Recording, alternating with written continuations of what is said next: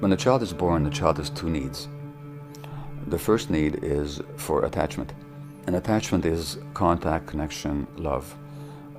Without that, the human child does not survive. Any mammalian child or even an avian child doesn't survive. So that as soon as you get past the level of reptiles, the reptile is hatched, the mother's long gone by then, and the reptile infant either lives or dies, but there's no attachment to a parenting figure.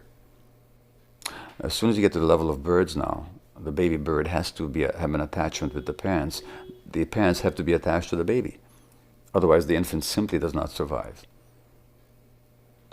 Mammalians even more so, and most so the human, because we're the least developed, the least mature, with the least developed brains, and the most dependent for the longest period of time of any creature in the universe. So our attachment needs are enormous, and they remain important throughout lifetime because we have to have attachments to form societies, social groups, without which we don't survive. So attachment is a huge need. Be able to connect, belong, be loved by, and love. That's just a basic human need. But we have another need as well, which is for authenticity. Authenticity is the capacity, as I said earlier, to know what we feel, to be in touch with our bodies, and to be able to express who we are and manifest who we are in our activities and in our relationships. Now, why is that? Well, think of a human being in the evolutionary period who's not in touch with their body and their gut feelings. How long do they survive out there in the wild? So authenticity is another huge survival need. Great. So far, so good. But what happens to a child where the attachment need is not compatible with the need for authenticity? In other words, if I'm authentic, my parents will reject me. If I feel what I feel and express what I feel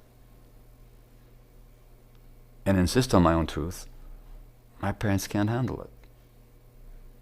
And parents convey those messages unconsciously all the time.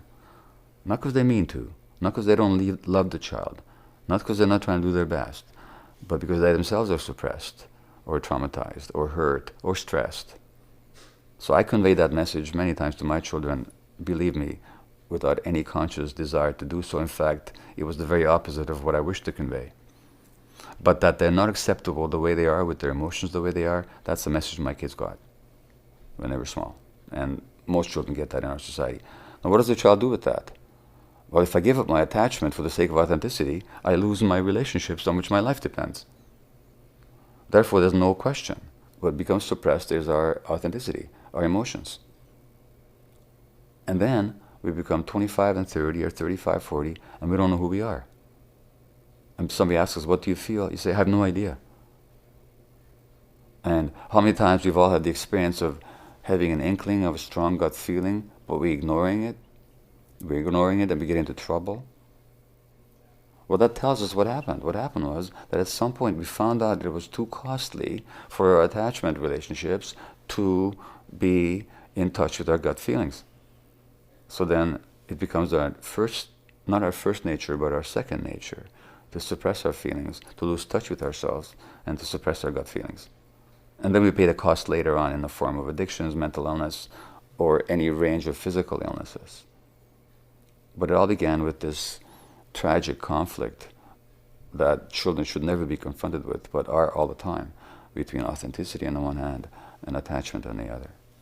And even as adults, so many people are suffering because they want to be themselves, but they're afraid to be because they know, or at least they fear, that if they're themselves, they're going to lose important attachment relationships in their lives.